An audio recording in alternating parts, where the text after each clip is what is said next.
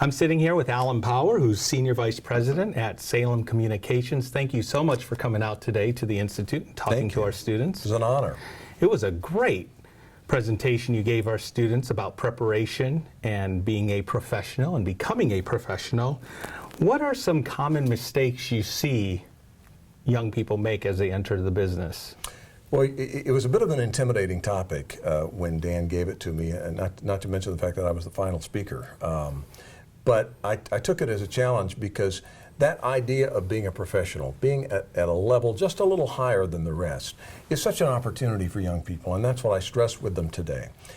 You ask about mistakes. I think the first mistake that many folks make, not only young people, but people of all ages in their career, is just not taking that extra step, going that extra mile. There's so much they can do, and I gave the students a list of those things. Skills that you can develop and that you can grow, preparation, being adaptable, taking the big picture view of things, so many things that you can do that set you apart.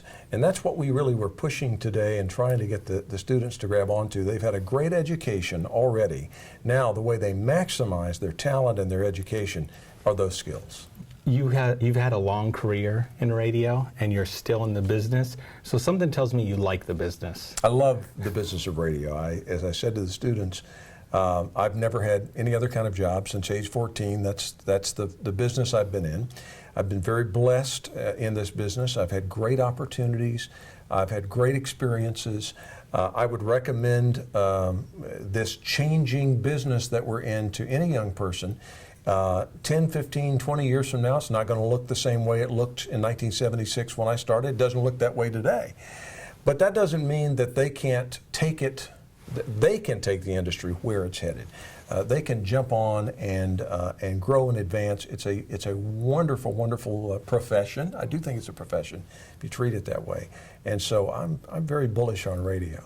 For the last several years, you've been at Salem Communications, which operates the Fish in Atlanta and several other Christian stations. And you had mentioned in your talk that your faith is really important to you.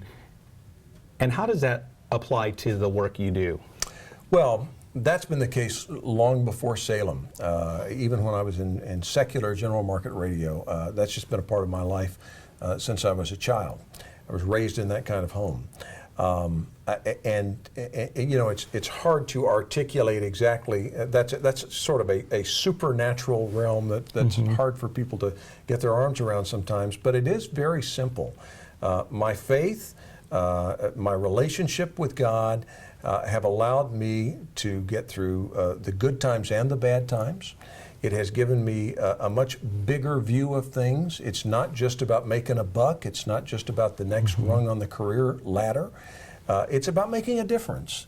And the company I work for now is perfect for me because it is a great business. We're a total commercial operation, but we also are here for a mission. And when you're able to do both those things, that's a pretty exciting combination. And you do a lot of community outreach stuff.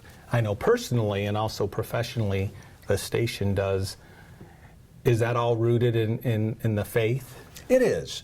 It is. We see the need to meet the needs in the community. I mean, that's what we're all about, and we have to be good stewards of that. It's also a huge responsibility. It's a responsibility to the community. It's a responsibility to God, to our mission.